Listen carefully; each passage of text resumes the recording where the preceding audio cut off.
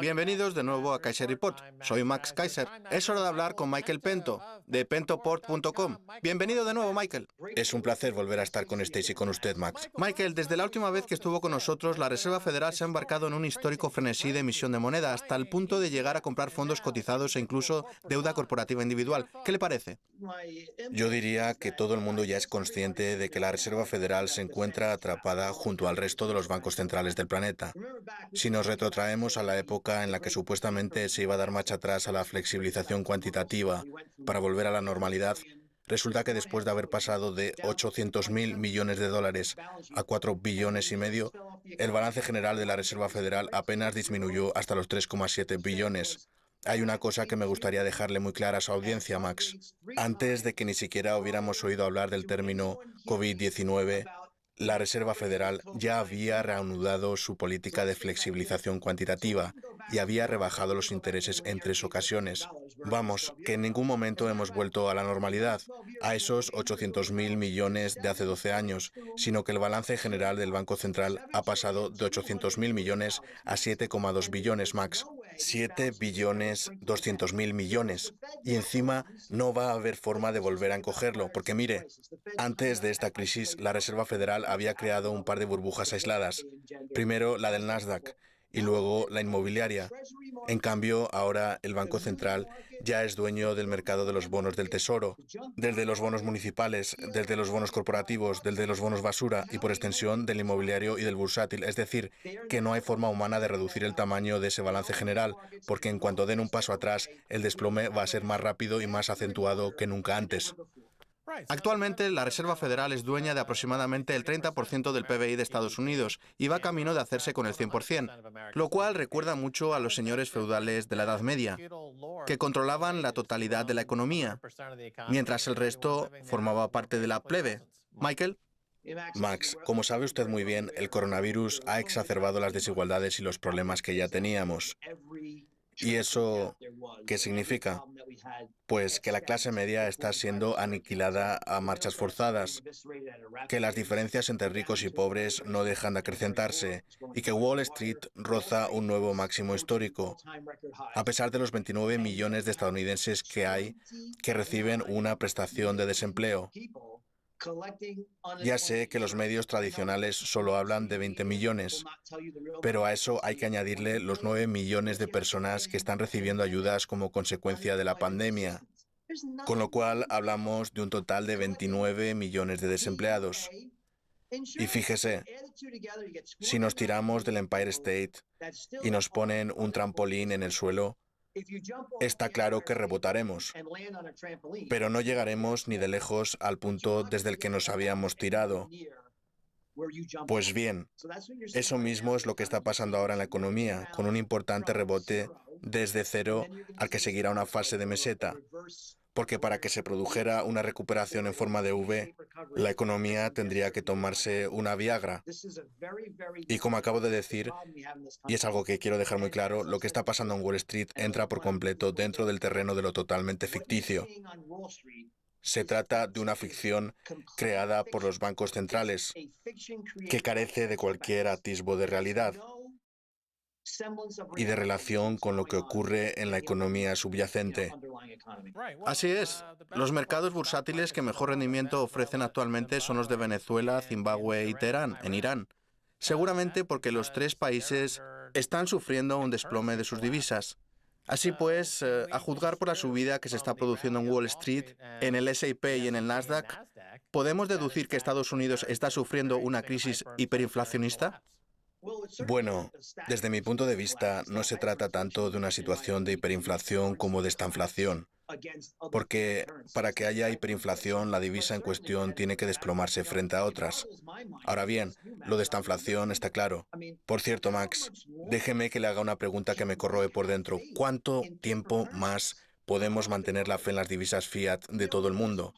Porque en lugar de reducir el balance general de la Reserva Federal hasta los 800.000 millones de dólares, se ha disparado hasta los 7,2 billones, va camino de los 10, y puede llegar a alcanzar, como señala usted, el 100% del PBI. equivalente a 20 billones de dólares, y para eso ya no hay marcha atrás. Así pues, ¿por qué estamos tan seguros de que la Reserva Federal podrá mantener el valor del dólar respecto al de los activos duros? ¿Cuánto más podrá hacerlo? Durante poco. Yo creo que, como afirma usted, estructuralmente la situación ha saltado por los aires y no se puede reordenar. La Reserva Federal está, como acaba de decir, atrapada, y lo único que puede hacer es seguir emitiendo moneda y comprando acciones y bonos, lo que significa que se está privatizando toda la economía a través de una compra apalancada por parte de los banqueros de la Reserva Federal, que ven a 250 o 300 millones de estadounidenses como la nueva plebe, una gente desprovista de derechos. Por cierto, cuando digo que el dólar se encuentra inmerso en una crisis hiperinflacionista, me refiero frente a la única forma monetaria sensata que existe hoy en día en el mundo, que no es otra que el Bitcoin. Pero bueno, respondiendo a su pregunta, yo creo que ya no hay marcha atrás, que esta es la nueva normalidad y que hemos vuelto al feudalismo. Por eso yo lo llamo neofeudalismo.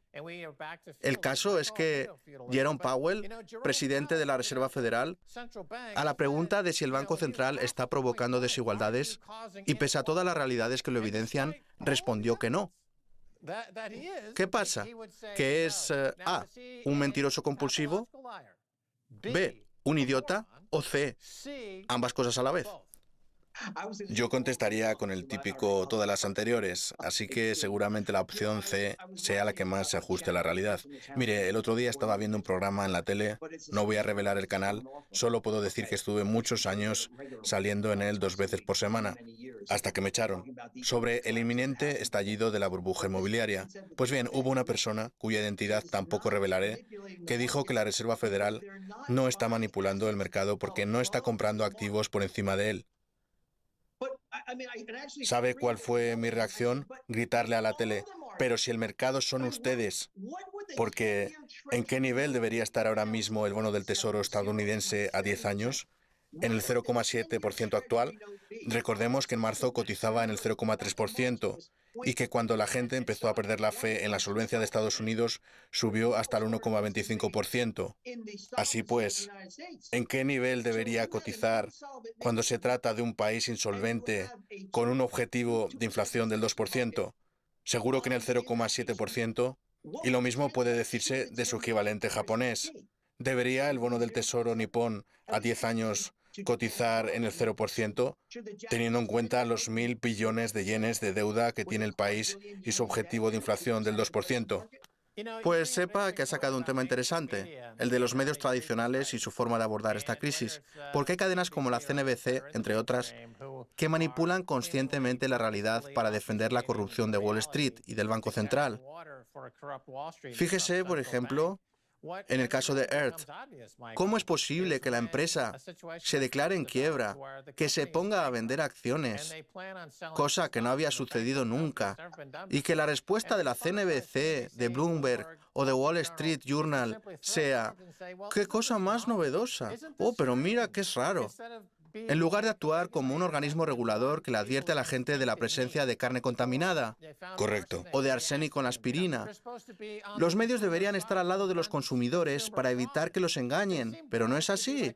Es más, en su oferta de acciones, y voy a parafrasear su contenido, Hertz dice algo así como que quien compre estas acciones es un idiota. Y los organismos reguladores se parten de risa cuando se enteran de que un usuario de la aplicación Robinhood se ha suicidado, en plan, gracias a nosotros, a la Comisión de Bolsa y Valores de Estados Unidos, los jóvenes se quitan la vida. ¡Qué divertido!, ¿verdad? ¡Ja, ja, ja, ja! Y la CNBC le sigue el juego, animando a esos jóvenes a que continúen suicidándose. ¿No le parece lamentable, Michael? Dígame su opinión. A lo mejor los que compran las acciones son los fondos de pensiones, porque no tienen otra forma de ganar dinero. Desde luego no pueden llegar al requisito del 7 o el 8% anual invirtiendo en bonos del Tesoro o en bonos municipales. Es más, en muchos fondos de pensiones los activos son un 20% de las obligaciones, lo que significa que los titulares de esos planes apuestan porque una empresa en quiebra como Earth sea la que, gracias a su emisión de acciones, les permita conseguir la rentabilidad prometida. Y todo eso es gracias a Jerome Powell. Mire, nos espera un auténtico precipicio fiscal, porque se han concedido 3,6 billones de dólares en ayudas por la pandemia y otros 3 billones que ha solicitado la Cámara de Representantes y que están pendientes de aprobación. Además, a eso hay que sumarle el paquete de infraestructuras por valor de 3 billones más que han solicitado ambos partidos. Así pues, ¿cuánta deuda tenemos previsto contraer? Porque a poco que el gobierno tenga un poco de cordura fiscal, ya no va a haber más planes de esos. Recordemos que ya están los préstamos a las pequeñas empresas, la prestación de $600 extra por desempleo y los $1.200 que se han concedido a todo hombre, mujer y niño que cobran menos de $198.000 al año, lo cual permite que, si una pareja de casados hace la declaración de la renta de manera conjunta, pueda embolsarse un total de $1.200 por adulto más 500 por hijo. El problema será cuando esas ayudas se agoten, que se agotarán. Entonces pasará como en el ejemplo que ponía antes de tirarnos desde lo alto del Empire State. Sí, rebotaremos al tocar el suelo, pero luego, en el mes de enero, cuando se agoten todas esas prestaciones por desempleo, nos asomaremos a un auténtico precipicio fiscal. ¿Acaso tienen pensado prorrogarlo ad infinitum y que la Reserva Federal lo monetice todo, como ocurre en Zimbabue? Igual nos toca recibir unas cuantas dosis de realidad en forma de depresión. Yo desde aquí le recomiendo a la gente que se olvide de la CNBC y del resto de los medios financieros y que vea Kaiser Report, porque tiene que saber que esos mercados no existen como tales y que todos los activos son ficticios y están basados en una monetización en masa por parte de la Reserva Federal, que en el último año lleva emitidos 3,7 billones de dólares y que tiene la obligación de seguir emitiendo moneda y monetizando la deuda, porque si no, sufriremos una crisis deflacionista o una crisis hiperinflacionista acompañada de esta inflación. Lo que está claro es que la situación dista mucho de ser normal. Así que mi consejo es rotundo. Olvídense de la CNBC y vean Kaiser Report. Por cierto, una cosa, Wall Street tiene la costumbre de trasladar los riesgos tóxicos a los fondos públicos de pensiones, como es el caso de CalPERS, el fondo de pensiones de California y el mayor de todo Estados Unidos. Se lo digo yo, que trabajé en Wall Street. Cuando había una operación tóxica, se le vendía a un fondo público de pensiones y listos, porque el fondo jamás se enteraría de su toxicidad. Esas entidades llevan años obteniendo un rendimiento inferior al del mercado. Y ahora, para compensarlo, deciden apostar por el apalancamiento, por operar sobre los márgenes.